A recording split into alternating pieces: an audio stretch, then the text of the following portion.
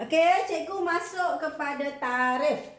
Apa itu tarif? Cuba lihat muka surat 84. Tarif ialah cukai yang dikenakan ke atas barang import. Kesan tarif ialah menyebabkan harga barang import naik. Ini akan menyebabkan permintaan terhadap barang import turun. So kesannya import dapat dikurangkan. Tujuan tarif adalah nak mengurangkan import. Okey. Sekarang kita nak tengok macam mana tarif ni berlaku. Cuba lihat, ini adalah harga, paksi harga, ini paksi kuantiti. Ini adalah keluk permintaan domestik. D ni domestik, iaitu tempatan. Dan ini keluk penawaran domestik. Jadi di sini sebelum perdagangan antarabangsa, titik semangatnya adalah pada titik E, harga asal ialah P0, kuantiti asal ialah Q0. Ini adalah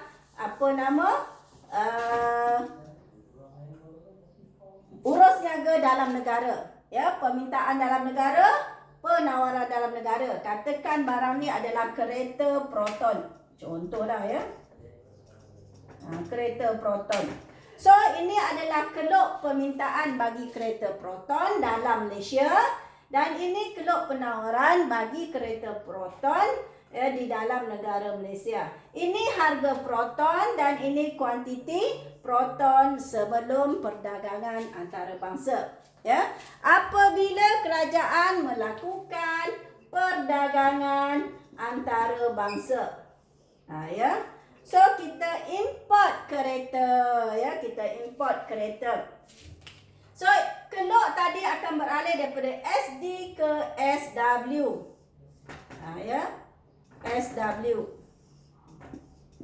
Ini adalah keluk penawaran selepas perdagangan antarabangsa. Kereta importnya adalah pada harga P1. So pada harga P1, kita lihat harga telah turun. Disebabkan oleh perdagangan antarabangsa tadi, kereta import yang kita bawa masuk harganya lebih rendah daripada kereta Proton dalam negara. Lihat harganya telah turun dari P0 ke P1. Apabila harga telah turun, apa yang kita nampak di sini? Ini adalah keluk penawaran. Dan ini adalah keluk permintaan. Kesan daripada perdagangan antarabangsa tadi, permintaan telah meningkat kepada Q1. Simbol ni awak boleh ubah-ubahlah. Manakala penawaran telah turun. Katakan penawaran Q1, permintaan Q2. Jadi di sini penawaran kereta Proton dah turun ke Q1 sebab tak boleh bersaing dengan kereta import. Sedangkan bila harga turun, permintaan kereta oleh masyarakat meningkat. Jadi di sini dari 0 ke Q1 ini adalah kereta Malaysia.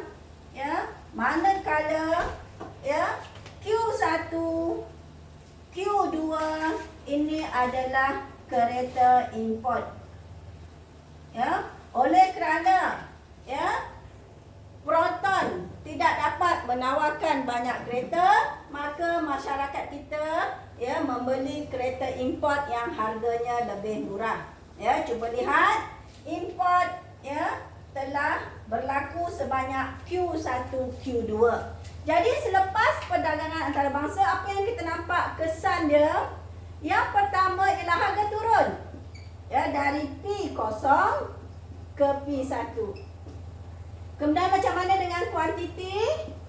Kuantiti kereta meningkat. Kuantiti apa yang meningkat? Kuantiti penawaran dululah. Penawaran domestik turun. Dari berapa? Sepatutnya kita keluarkan barang pada Q0. kepada Q kosong. Di sini Q kosong. Ya. Bila harga turun disebabkan kebanjirannya kereta import, maka penawaran proton dah menjadi Q1. So dari Q0 ke Q1, penawaran kereta domestik turun. Okey, macam mana dengan permintaan ya kereta domestik. Permintaan domestik meningkat dari Q0 ke Q2, ya. Permintaan yang sebelum perdagangan antarabangsa ialah Q0. Tetapi selepas perdagangan antarabangsa, permintaannya telah naik kepada Q2. So apa yang kita nampak lagi? Yang keempat, wujud import. Berapa banyak import? Ya, sebanyak Q1, Q2. Ya, oleh kerana penawaran kereta import lebih banyak daripada penawaran kereta proton, maka kerajaan melakukan sekatan perdagangan antarabangsa. Apa kerajaan buat? Kerajaan kenakan tarif, iaitu cukai ke atas kereta import. Ya, bila kerajaan mengenakan tarif, harga kereta import akan naik. So dia naik kat sini. Keluk penawarannya dah berubah ke SW tambah T. Keluk penawaran selepas tarif. Ya, selepas tarif. Okey, ya. Jadi di sini kita lihat selepas tarif apa yang berlaku. Ya. So Cikgu Badan ni, sekarang kita nak lihat kesan selepas tarif.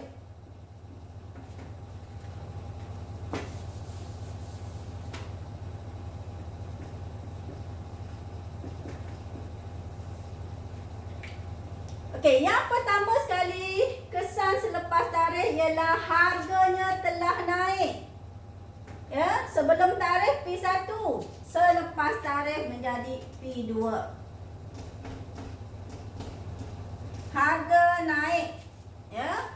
So selepas tarif yang pertama, kesannya harga naik dari P1 ke P2. Okey. Sekarang kita nak lihat keluk penawaran. Macam mana dengan penawaran domestik? Ya, ini penawaran domestik sampai ke keluk SW tambah T di sini. Maka ini adalah keluk penawaran atau keluk penawaran, titik penawaran domestik selepas tarif. Sebelum tarif yang ini, selepas tarif yang ini. Ya, jadi penawaran domestik meningkat. Okey, dari Q1 ke Q3. Sekarang kita nak lihat permintaan domestik. Okey, permintaan domestik, lihat keluk permintaan pada keluk penawaran SW tambah T. Okey, di sini keluk permintaan. So permintaannya menjadi Q4. Ya, Q4.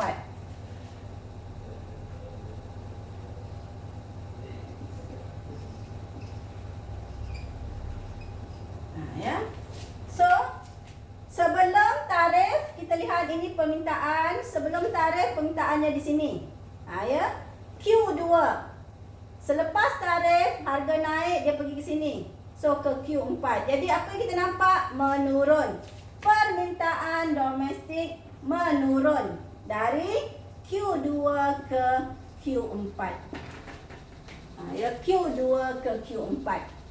Okay, dari sini kita nak lihat import. Importnya meningkat atau menurun? Ya, import yang asal ialah Q1, Q2. Ini import yang asal. Q1, Q2. Import yang baru ialah di sini. Ini penawaran kereta, ini permintaan. Bakinya di sini. Ini penawaran yang baru, iaitu dari Q3 ke Q4. Ya, Q3 ke Q4. Jadi ya, telah berkurang import daripada sini, telah berkurang menjadi ini. Ya.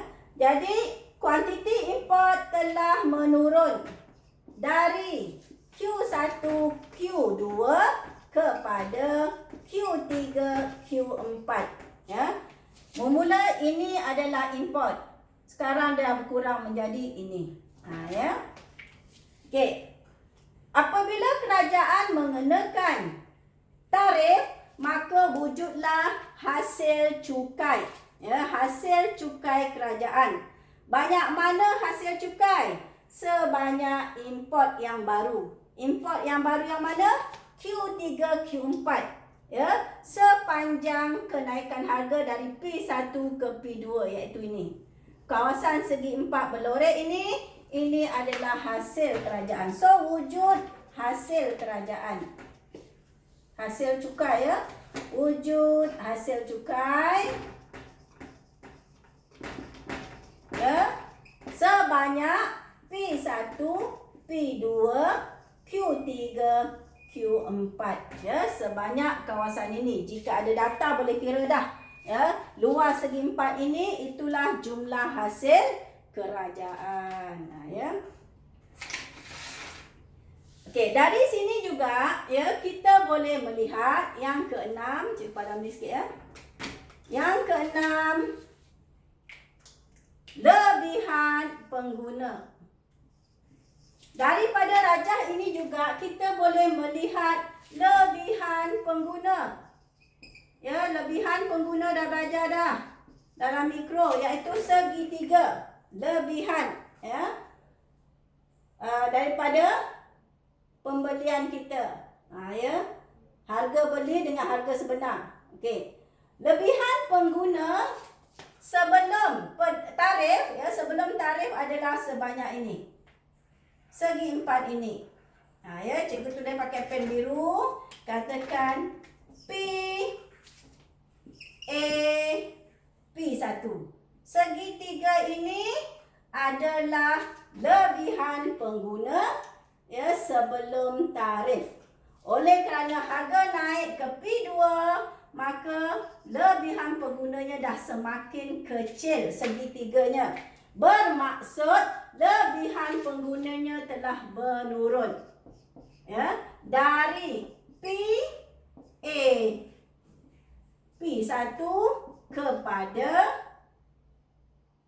P B P2. Ya, segitiga P A P1 berkurang menjadi P B P2. So, inilah kesan-kesan selepas tarif. Boleh lihat dalam muka surat 84. Ya. Okey. Tahun lepas dah keluar dah soalan ni, tapi dia soalannya terbalik. Ya. Biasa kita soalan keluar mengenakan tarif. Yang ini soalan keluar menghapus tarif. Ya. Jadi apa yang nak kena hafal di sini? Pertama sekali rajah tu kena tahu. Ya. Ini keluk penawaran domestik, ini keluk permintaan domestik, ya. Ini penawaran antarabangsa, ini penawaran selepas tarif. Ya. So, masukkan data ikut rajah tadi. Macam mana rajah awak tulis, ya, macam itulah data dia. Ya, barulah rajah dan data dapat markah.